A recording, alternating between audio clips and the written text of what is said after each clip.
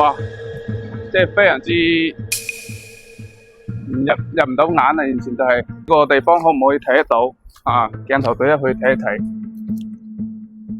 街坊買咗呢度，真係而家喊都冇眼淚啊！真係，而家我哋偷偷入得嚟噶吓，嗰啲鐵啊生晒鏽啊，貼住我哋嘅一個呢個都溶溶爛爛，究竟幾時先可以收樓咧？真係唔知嘅。Hello， 大家好，我係 Kelvin 啊，歡迎咧收睇中資訪媒頻道。咁上一期咧，我哋就同大家咧分析咗呢個中山嘅一個板塊，城區嘅東區同西區啦。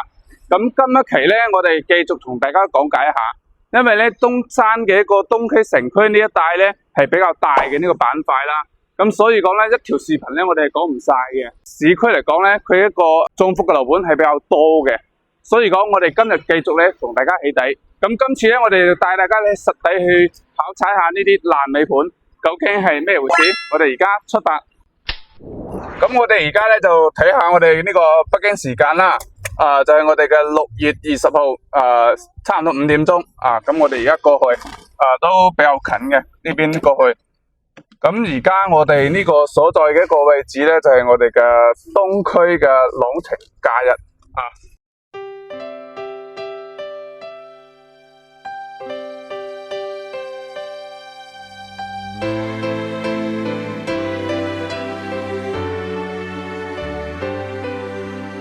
咁我哋嚟到咧，而家呢度咧就係個南區呢個天虹咁呢條咧就叫熱來路啦。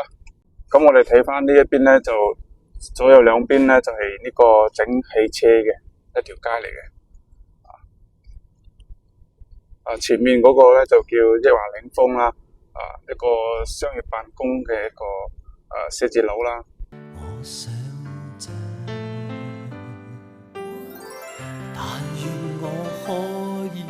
成長完全憑直覺。咁我哋而家咧呢個紅綠燈轉咗出嚟，呢條咧就係博愛路啦。呢條博愛路嚟講，喺中山嚟講就比較多人中意開嘅一條路嚟嘅，因為呢條路咧就全程咧，因為呢條路咧全程咧係冇紅綠燈嘅。太好，如錯看了都好。不想證實有沒有過傾慕，是無理或有心將迷障。咁我哋前面就差唔多到啦，就係紅綠燈嘅左轉，就到咗我哋想今日睇嘅第一個樓盤。咁呢個樓盤咧真係已經係爛咗好長一段時間噶啦，包括到而家嚟講都冇呢個財團咧佢敢接受嘅，即係爛得不能再爛嘅一個樓盤嚟嘅。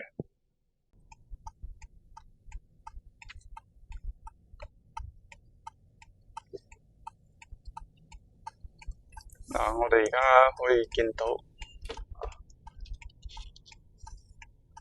我哋而家今日咧就呢個主角就係呢個樓盤啦。咁前面就搵個地方泊好架車先。就呢度啦，嚟到幾多人停喺呢度冇人管嘅地方係咁噶啦。Hello， 咁我哋就嚟咗呢個項目啦。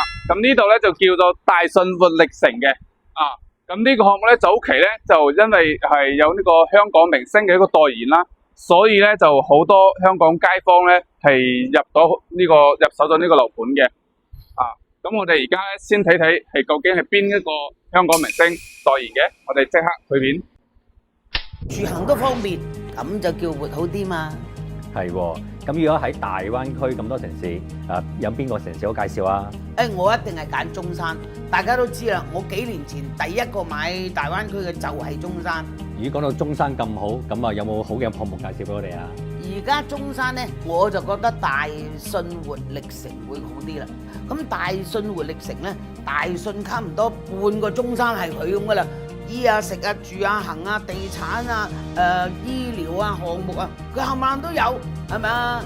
你求人不如求己啦，咁佢自己有嘅就唔使周街揾啊嘛。我哋退休啊，你明唔明白？我哋而家咁嘅年紀就唔好煩我，係嘛？方便快捷，有人去照顧我，咁咪得㗎啦嘛。咦，咁中山咁啱香港人住，你覺得係投資定自住好啊？兩樣都要。嗯，你可以買間自住嗱，我一定翻中山住㗎啦。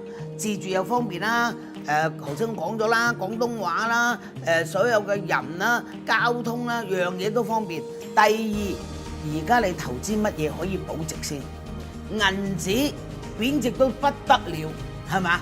你而家睇啊，所有嘅銀紙每一年唔理你係乜金都好啦，佢一定跌落嚟嘅貶值嘅。咁但係買樓又唔同喎，我保障我個貶值喎。仲有而家你響大信活力城買咁啊嚇，嚟一間自住啊，買多兩間啦，譬如2、3間愛嚟保值啊，咁你買咗租俾人都得噶嘛，係嘛？嗱，咁我哋睇到咧呢個項目啊，咁我哋睇下呢啲草門口咧係雜草叢生嘅，咁我哋亦都喺入面睇下呢個窟窿，即係呢個地方可唔可以睇得到啊？鏡頭對一去睇一睇，哇，可以見到入面咧係冇任何一個動工嘅一個跡象啦，啊！你講啊，早期咧即係啲街坊買咗呢度，真係而家喊都冇眼淚啊！真係。咁我哋咧就繼續睇翻啦。呢度其實我哋一嚟咧呢度咧，嗱呢個地方咧就係我哋早期嘅一個接待室啦。咁你睇下我哋呢度嘅招牌係嘛幾高？即係我哋睇翻呢隻招牌咧，前面之前咧呢一排招牌咧就係貼住我哋嘅一個呢個肥媽嘅一個人像喺呢度啦，包括呢一邊嘅一個廣告咧，以前咧即係打得非常之響亮嘅啊。咁我哋繼續睇翻咧呢度就係樓下咧就係我哋嘅永東巴士啦啊。有車。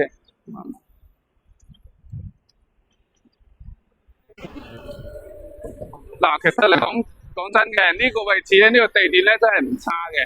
落到樓下咧有巴士直通巴可以直接翻到香港，係嘛？呢個交通真係唔錯。咁我哋繼續跟住鏡頭睇翻呢度。咁呢邊咧即係啲商業咧係非常之旺嘅，因為咧到晚上咁呢邊咧就係好多啲宵夜檔啦，又係串啦，等等之類嘅。咁我哋睇下呢度，哇，即係非常之入唔到眼啊！完全就係。咁我哋呢度嘅攝影師都對下鏡頭上去睇睇。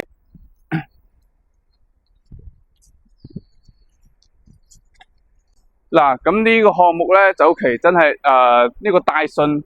呢個大信其實嚟講喺中山，大家都知道啦，係屬於中山嘅一個龍頭企業嚟嘅。佢係整呢個商業嘅，喺中山咧各個區都有佢呢個大信嘅一個商業中心嚟嘅。佢早期咧就因為呢個過度擴張啦，導致呢個資金咧就跟唔上嘅，就斷裂咗，所以講就因此咧就爆咗雷啦，破咗產。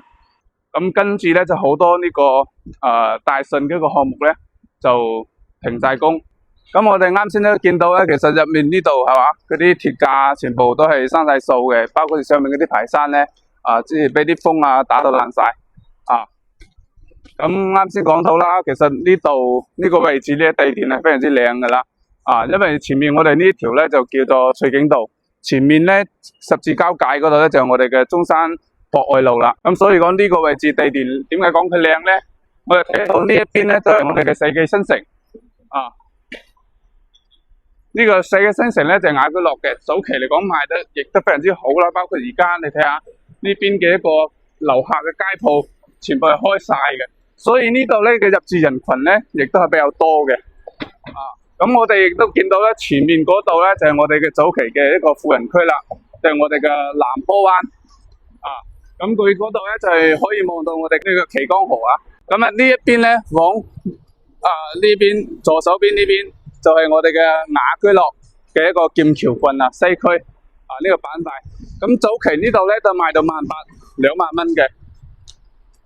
咁我哋可以睇到啦，呢度呢啲鐵棚呢啲鐵架而家係乜都冇噶啦。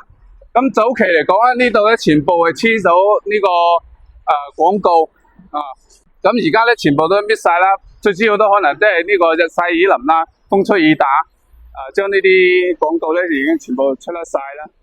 而家係完全係冇嘅，係嘛？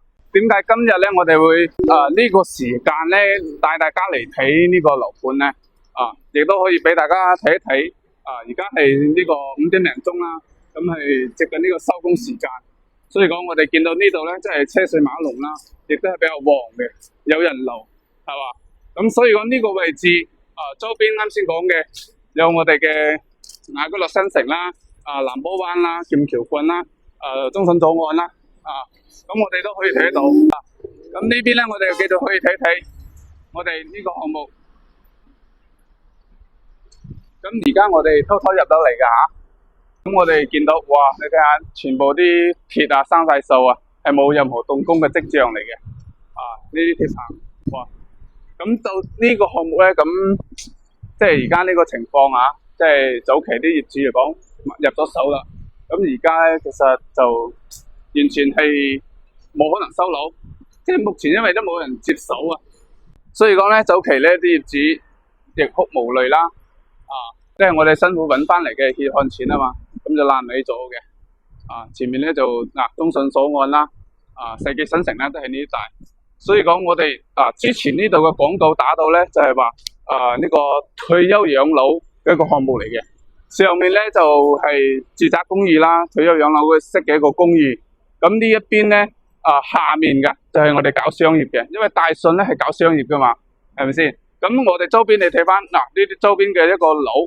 全部嘅入住率係非常之高噶，因為呢度嘅位置真係靚所以講，如果你呢度搞商業，如果佢唔爛尾嘅情況下，咁呢個項目一定唔會差嘅，但係就因為佢過度擴張，佢資金跟唔上，所以佢導致佢爛到尾嘅，咁我哋而家都唔講咁多啦，咁我哋而家咧就出發第二個樓盤，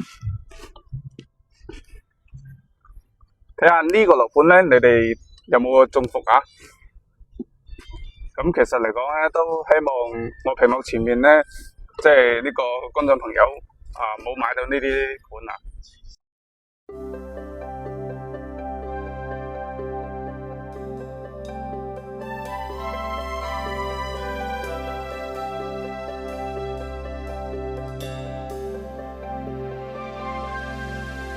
還記得一生默默期待一份愛。踏過多少彎，段段情路也失望。我不甘心說別離，仍舊渴望愛的傳奇，不捨不棄，無懼長夜空虛風中。咁啱先嗰度咧，就因為有少少塞車嘅，咁我哋而家咧喺呢個105角度。咁而家因為呢個收工時間啦，所以講嘅路上係比較多車咁我哋呢度咧，等埋呢個紅綠燈，呢度轉入去就係啦。咁呢個項目咧，就早期咧佢打嘅廣告就講佢呢度係屬於西區嘅，就話6500蚊就可以買西區3房，即係60零萬啦，就可以買到3房噶啦。咁但係你睇翻。呢邊右手邊呢邊咧就係嗰個天鵝堡，我哋一個華僑城啦，歡樂海岸咁其實項目嚟到呢一度咧，就大概都係2分鐘時間距離嘅話咧就1公里咯，步行都可以嚟到嘅，幾分鐘10分鐘步行10零分鐘到噶啦。咁所以講佢呢個位置咧都OK 嘅。但係因為開發商呢啲咧，亦都係因為資金出咗問題咁我哋究竟係邊個盤？等陣我哋就去到現場同大家去揭曉呢個答案。風中繼續追，風裏笑着風裏唱，感激。咁我哋嚟到呢度咧，就屬於西區嘅奧園啦。呢度係比較老嘅一個小區。咁其實呢度咧就睇到啦，兩邊嘅車都停滿晒，商鋪亦都開咗嘅，咁呢邊其實就生活氣息咧，亦都係比較好有人氣咯呢一帶。咁我哋嗱前面呢度就差唔多到噶啦，呢度轉入去。嗱，咁我哋大家咧就嚟到呢個項目啦，要見到呢個咧就係我哋嘅一個星辰君悅灣啦。咁大家其實早期咧有了解過呢個星辰咧，就知道呢個本地開發商啦。咁早期嚟講，佢呢度一個星辰花園啦，前面我哋講好星辰花園咧，亦都係比較多香港街坊咧買咗嘅。咁我哋睇到啦呢個項目，咁其實呢個一個地塊咧係屬於港好嘅，就唔屬於我哋嘅西區，但係佢呢度嘅單價，開盤價嗰時咧就6500蚊一方，可以就88方3房，你就可以上車，即係60萬啦，就可以買到噶啦總價。咁其實點解要帶大家睇呢個項目咧？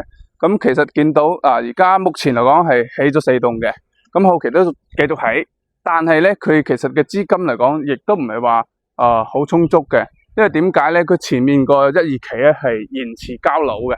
咁其實我哋咧就買樓啦，無非就想準時收樓啦。咁哪怕嚟講，呢邊可以收到樓，其實都唔緊要，主要係價錢夠平。咁好似呢種項目咧，就價錢筍啦，但係講個位置嚟講就係比市區嚟講係偏遠咗嘅。但係佢亦都可以享受到喎。如果6、7分鐘嘅話咧，10分鐘你都可以享受到西區嘅所有配套啦。因為佢僅一條路之隔咧，就係我哋嘅西區啦。今日咧重點先係講呢個樓盤嘅，我哋見到前面嘛，哇呢個綠色嘅一個牌架吓，上面你見到溶爛爛嘅一個呢個綠色嗰啲網啊。其實呢個項目咧我都同大家去揭曉一下啦。咁呢個項目咧就係我哋世光創建開發嘅，即係我哋中山嘅本地開發商啦，咁佢呢個樓盤就叫做伊頓江山悅啊。但係個西區呢度咧，當時開盤價咧就9000蚊到11000蚊，而且嗰啲樓嘅設計嚟講咧，就係話板子樓板樓設計。但係板樓設計嘅話，其實佢入面嘅戶型咧，講真嘅，真係好麻麻，哪怕開盤嗰時咧賣得都非常之差嘅，咁其實我哋但係咧早期嚟講，佢係有一段時間係做嗰啲低首期，咁亦都有部分嘅一個港人咧。就入咗手嘅，對於呢個項目我哋先行過出嚟少少呢度，可能會清楚啲。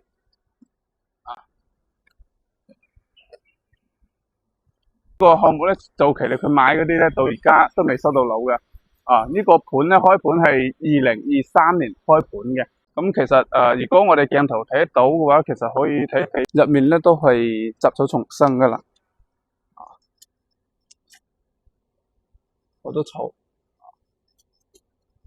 咁 OK 啊。其實好似呢類型嘅一個產品啦，咁即係買咗嘅話，其實真係蝕晒大地啊。好啦，咁我哋講翻呢個樓盤呢個位置，其實啱先講啦，呢個屬於西區噶嘛，咁隔籬咧，其實呢一邊我哋都可以睇到澳園呢邊咧，佢入住率係非常之高嘅，咁所以講咧呢一邊嘅一個生活氣息係比較好。咁呢邊咁我哋究竟幾時先可以收樓咧？真係唔知嘅。咁我哋咧出發去第3個樓盤 ，Go。咁我哋都可以睇下鏡頭睇下呢邊右手邊，就係我哋嘅伊頓江山悅啦。呢度就係早期所施工嘅地方。咁前面呢度咧，你睇下啲草，哇生到，係嘛？咁呢個咧就差唔多到16步啦。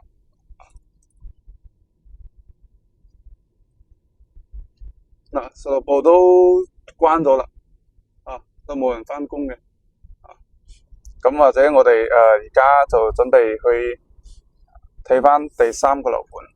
咁第3個樓盤，大家估下會去睇咩爛尾樓咧？咁我哋非常之期待聽下歌仔先。願這一晚，誰說愛是這樣難，恨愛之間分不散，紅顏白髮，更覺璀璨。我哋嘅鏡頭咧可以往右邊睇睇，前面嗰度右邊嗰度係啦，係我哋嘅呢個中山北站啦，呢個輕軌站。咁我哋嘅樓盤咧就離呢個北站咧係非常之近嘅，其實步行咧大概就都係3-5分鐘可以嚟到呢個中山北站噶啦。咁其實大家有冇估得到呢個樓盤叫咩名咧？咁我哋亦都跟住鏡頭咁去探索下。咁前面咧我哋就到噶啦，咁可能因為光線嗰個問題我唔知等陣嘅鏡頭往右邊咧嗰個太陽會唔會話撐到。咁而家都6點20分啦，咁而家天都未黑嘅，咁我哋呢邊咧睇一睇，望唔到，咁呢邊咧望過去咧就係我哋嘅一個中山北站啦，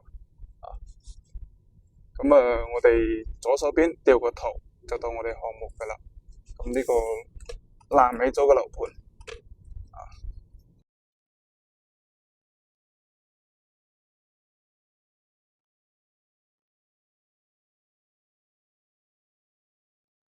咁我哋就嚟到呢個項目啦。咁大家睇到啦，呢個售樓部咧係雜草叢生，呢度都荒廢咗幾年噶啦。咁呢個咩項目咧？大家睇翻呢度咧就係我哋嘅大信君怡灣啦。咁呢個項目咧就呢邊咧就望住我哋嘅大門口，望住我哋嘅呢個中山北站啦。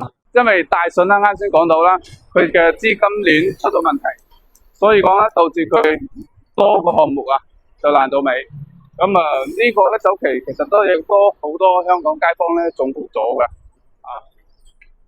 咁我哋繼續嚟探訪下，等陣我哋可以成條路咧帶大家簡單咁樣去睇翻，兜一圈睇一睇，咁佢啲外立面啲排山咧都冇辦法去拆啦，亦都溶溶爛爛。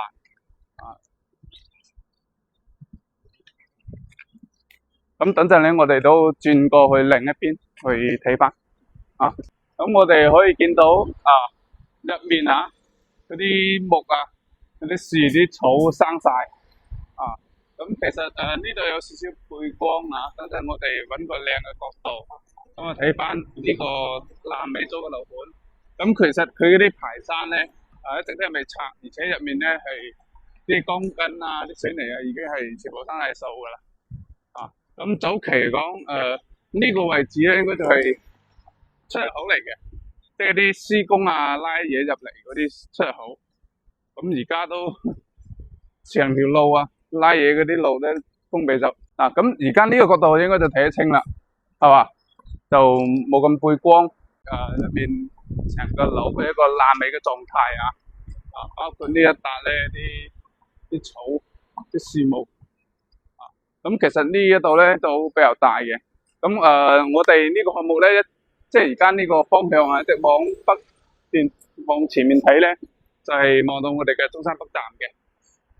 如果往呢一邊睇，我哋呢個方向呢個方向睇咧就係望到江嘅。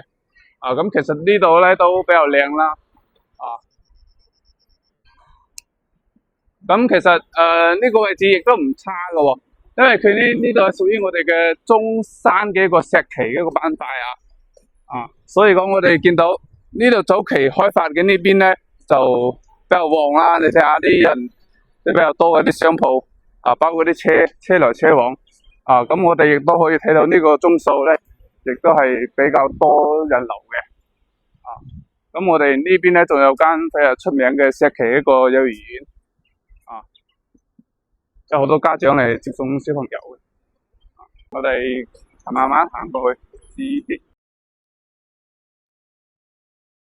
呢度咧隔籬就幼兒園啦，係嘛？